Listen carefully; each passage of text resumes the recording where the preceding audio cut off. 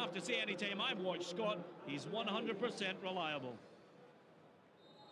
Your referee for today's match is Kevin Toner. Hearts get this match underway, and looking at the formation, I'm assured by the Hearts manager that Thomas Flogel will adopt a more forward role. And having looked at some of the odds placed on Flogel by the bookies, it might be worth a flutter for the first goal from the Austrian. Craig Levein looking on, hoping his side can show a little bit better form at home, and he has said in the programme that he wants the home support to get right behind the team and stop criticising. Everybody apart from Stephen Mahy camped inside the Dunfermline half. Good play again, but Flogel will do well to keep this in, and indeed he does. Too much on it for Fuller. Excellent play. Ricardo Fuller working well. I think it really was down to the exertions of Thomas Flogel, and Fuller does well to win the corner.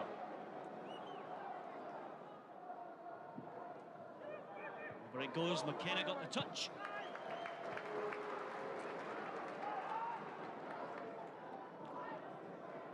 Kevin McKenna well used to coming up from the back and chipping in, and he's actually played in a striking role for Craig Levein this season, but he couldn't put it on target.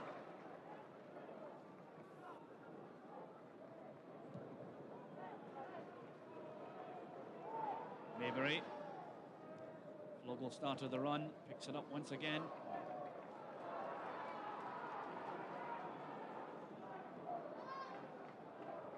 Flogel taking the 1-2. Dangerous position, looking for the crossover. Kenny Millen with a header.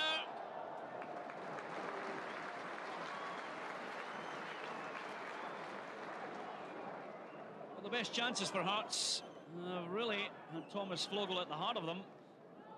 Looking for the crossover there, and Kenny Milne in a difficult position, just trying to float it over Marco Rutenbeck.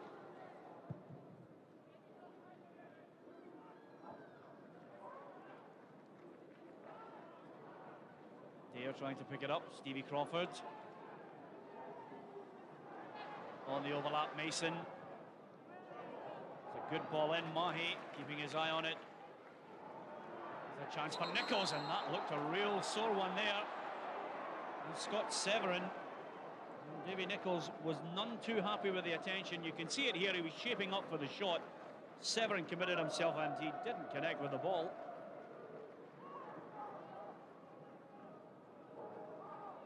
This is possibly Dunfermline's best chance from the set piece. Nichols or Scott Thompson. It looks as if it's Scott Thompson driving it in. Good save by Niemi.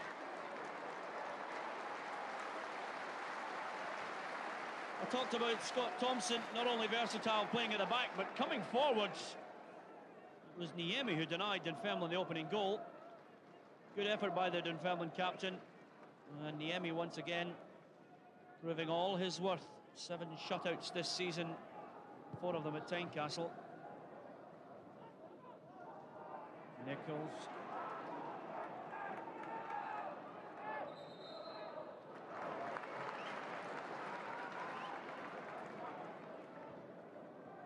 Thomas Flogel gets the decision. And on the touchline, Jimmy Calderwood furious at the decision. In fact, Martin Doran, the 4th official, has to calm him down. He's a passionate man. Milne finally gets the header, and there's Flogel! Taking up a more forward position, as I had suggested at the start of the match. Finally, Kenny Milne gets on the end of the header, and Flogel just couldn't keep it down, really.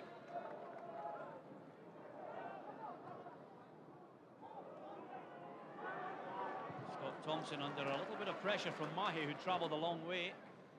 And in fact, the Frenchman gets it back, but whether Ricardo Fuller can get the break of it here, well, I'll tell you. There was a tussle between Andre Skerler and Ricardo Fuller, but the Dunfermline defender gets away with it. And Jimmy Calderwood shouting at the midfield. The distribution's been poor so far in this match. Skerler winning it in the air against Fuller. Flogel picking it up. Starting to see a lot of the ball, Thomas Vogel. The Austrian exchanging the pass, and Stefan Mahe was unlucky, and he's really hurt himself there, Stefan Mahe. Severin tries the shot, but I think the game will be held up for the attention to the Frenchman. Well, here it is, nice little 1-2, just away from the forward path of Stefan Mahe, and I think he stretched and pulled a muscle. He could be in some difficulty.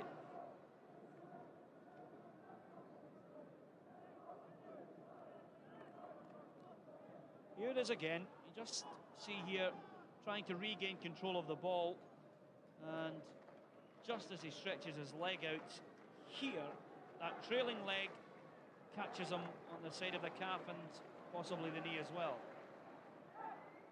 Fuller, Fulton. Now here is a man who has experience and of course uses the ball wisely. Fuller again now, a little bit of trickery. Can he get the shot in? Well, I said he was unpredictable, and I think that's a perfect example. Look at this, cutting inside just when you think he's going to direct it on target. He spotted a family member in the crowd. Milne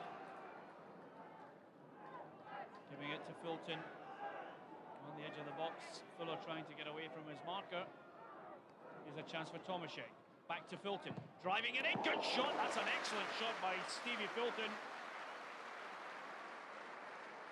Look at this, just making sure it's going to hit the target, but too near Rittenbeck. McKenna. Nicholson. Maybury quite happy. But Dare gets the better of him and cleared away by Severin. Here's McPherson! Gus McPherson, not known for his scoring prowess. Dare was eventually allowed to get the cross in, and when the ball drops here, Gus McPherson, too much on it, well over the top.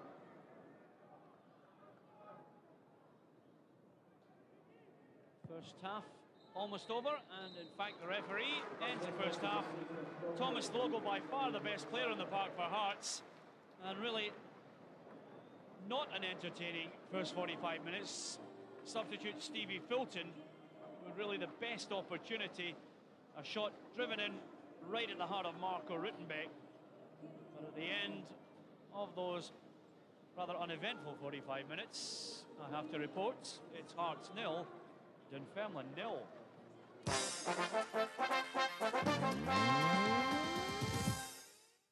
Which Motherwell managers made appearances in English FA Cup finals? M-O-A-O. Welcome to the cage. 8 teams, quarter-final, first.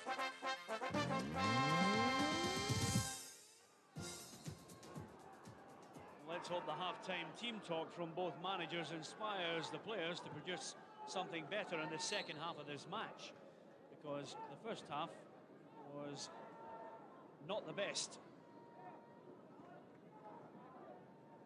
I'm sure Jimmy Calderwood and Jimmy Nicholl will have stress to the players. Yep, good. Kept a clean sheet, but now let's put a little bit of threat towards the Hearts' goal.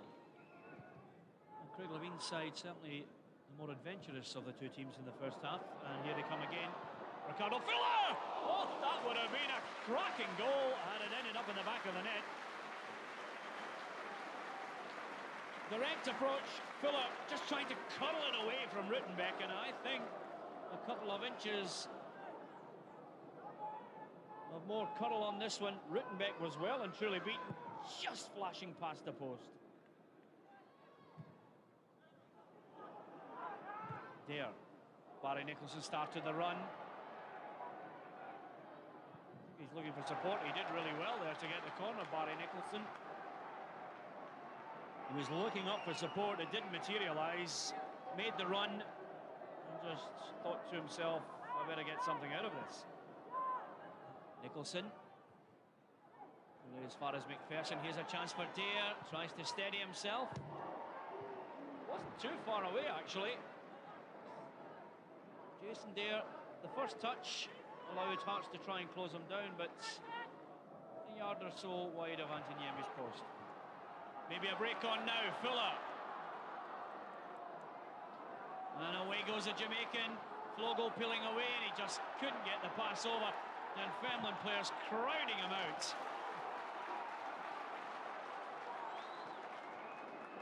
And Ricardo Fuller knows he's been in the wars today. Look at the determination, still trying to get a hold of the ball, and everybody having a go. Tomaszek's there.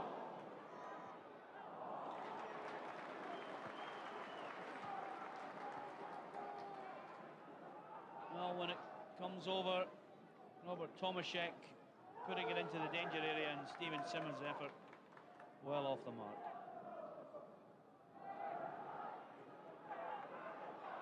Jason Dare should have actually released it a little earlier. McPherson, who gets the ball now from a lovely pass by Davy Nichols.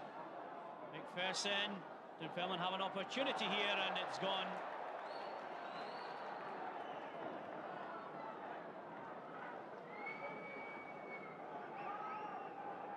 Davy Nichols looking up, wonderful delivery. You could see from this moment what Gus McPherson was thinking about, trying to open up, just put too much on the pass, and that really allowed the ball to stray away from Jason Dare.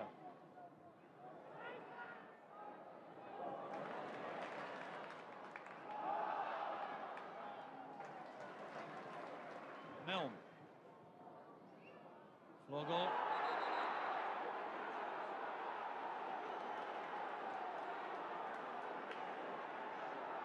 Thomas Flogo, and that double-footed challenge there. Gus McPherson. Well, I wonder what the referee is thinking, because I know other officials who really would have had the yellow card out by now, but he's been reluctant, Kevin Toner, to in fact book any player. Over it goes, McKenna! There is the opening goal. Just before the hour mark, finally, the Hearts fans have something to cheer. And again, low delivery this time. I mentioned the value of Kevin McKenna, sweeping it into the net. Stevie Filton, again delivering the ball, but a difficult one to take, and full marks to the Canadian. Craig Levein will be happy. As a manager at Hearts, he's had to trim the squad, chop and change, and to get them into the top six deserves tremendous credit for one of the more likeable managers in the game. A little anxious look from Jimmy Calderwood, and other substitutes on the cards in the next couple of moments.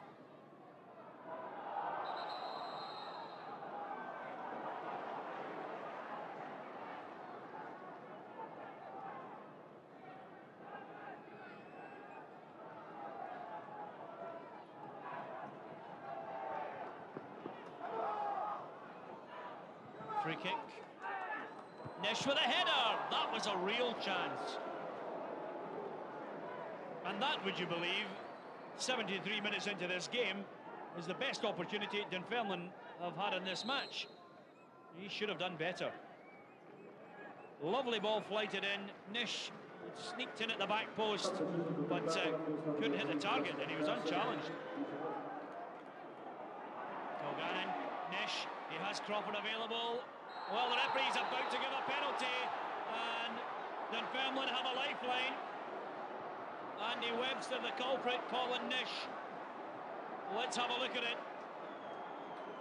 Nish into the box, and a sandwich of Hearts players, but there, it's actually Alan Maybury who barges into the back of him. And once again, from this angle, Nish in the box. You shouldn't really go near him, and that was a stupid challenge by Maybury.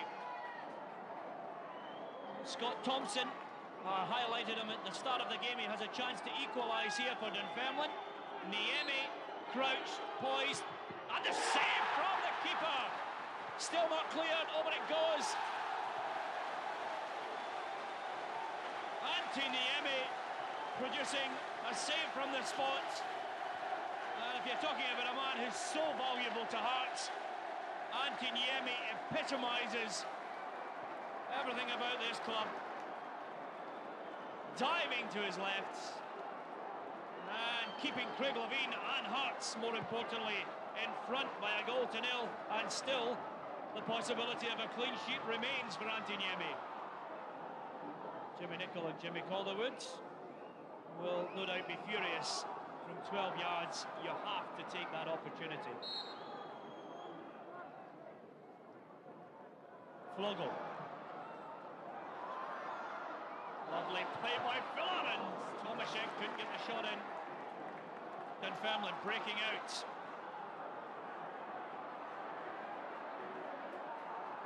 Still holding on to it. Crawford has it now.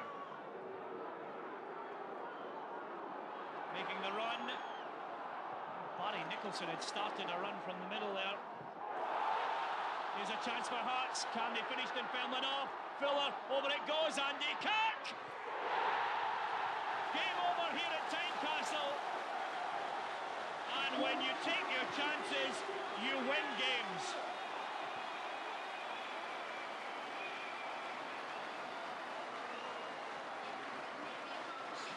This game has turned on its head in the last couple of minutes. Scott Thompson missed a penalty kick. Hearts breaking upfield.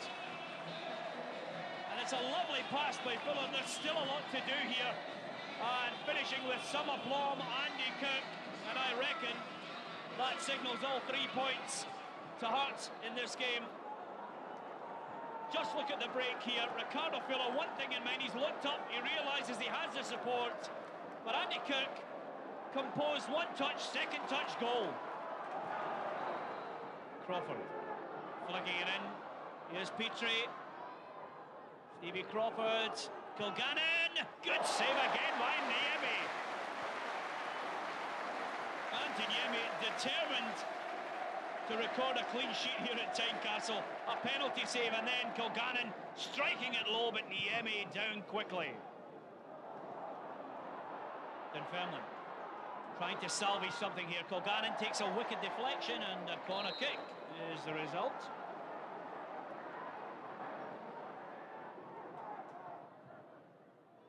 Too far for Carnavic. Scott Thompson trying to make amends. And Nish with the acrobatic effort. Too near the Hearts goalkeeper. Changing the tact here from Dunfermline. Thompson steadying himself, and Colin Nish couldn't get it away from Niemi.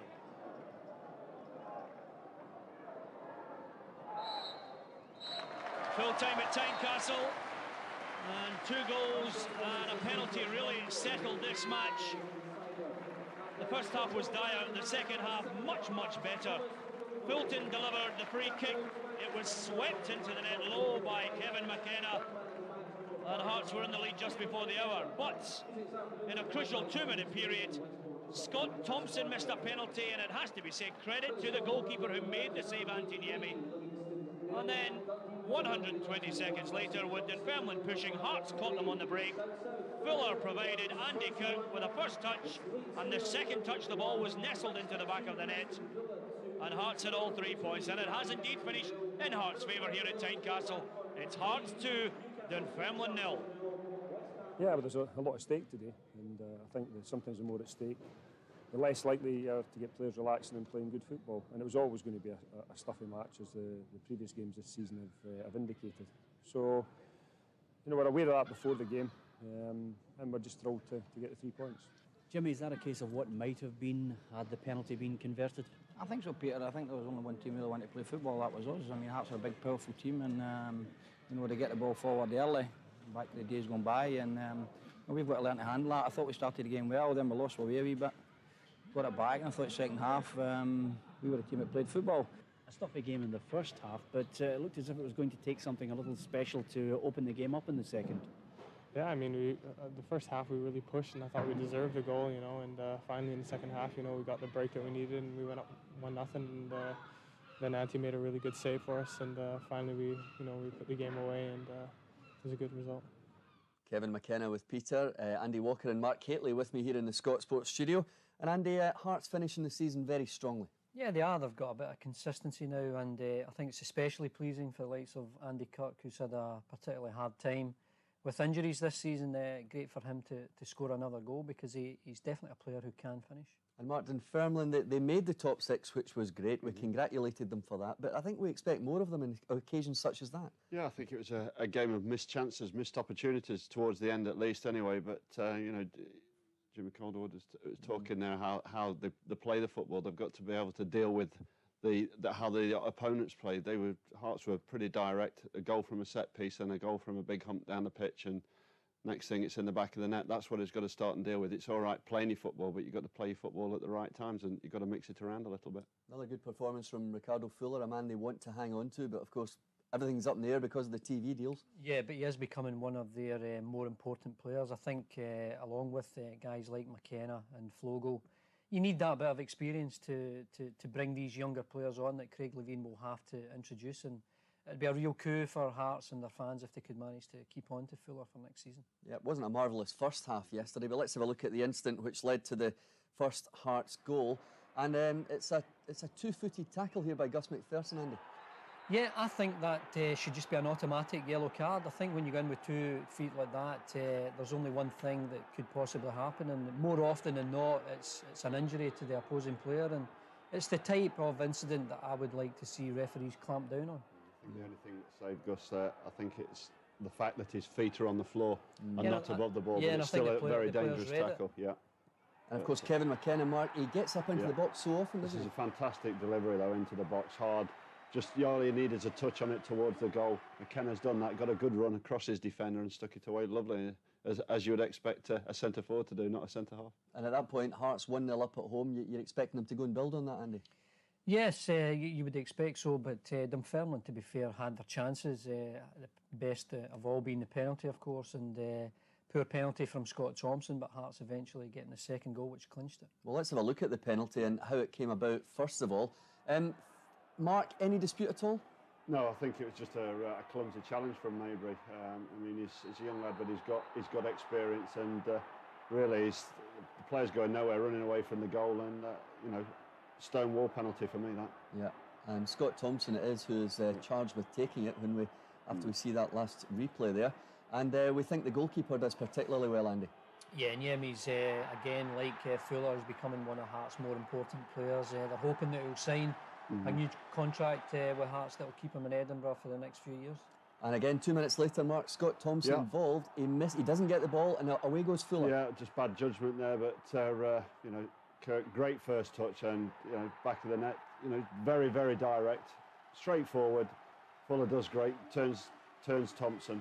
Little chip over there, but this what makes the goal. The first touch, spot on, great finish. But Anton Yemi, very, very important to them. I was talking to Craig during the week, and you know, when you're building a side and a team that's in a transitional period, he's the one that they've got to try and keep hold of. Yeah, can they, Andy? Yeah, I think they can. There's been so much speculation that he's going here, there and everywhere, talk of a move to the Premiership, but nothing has materialised, so I think Hearts are quite right to try and nail him down for the next 3 or 4 years, because he is a very influential player. And great to see Andy Kirk scoring there, Mark. He said injury after injury this season that have kept him on the sidelines. Yeah, 4 or 5 injuries I think he's had this season, and but it's great when you come on like that. And you know, he didn't look off the pace. He looked sharp. His touch was there. Not as you would expect a striker. You know, normally that when they've been out for a while, they need the games behind them. But he took his goal really, really well. Yep, we heard from Craig Levein on the game, and the Hearts manager's also been talking to Peter about the current problems securing a new television deal and how it affects him. You tell me how many games of wonderful football you've seen this season with Old Firm being here. I can't think of any exceptional games, because what happens with Old Firm now, because they're so much stronger than everybody else, everybody defends against them. So, you know, I defy anybody to say that the games that Old Firm have played against other teams have been scintillating football, because we all set our stall out to try and to stop them playing. What I'm saying is it'll be more competitive, and there'll be more action. I think there'll be more goals, probably more mistakes as well. But you know, let's not try to talk down everything. If we are going to be in a situation where we've got 10 teams in the Premier League and Celtic Rangers are playing in England or whatever, let's talk it up, because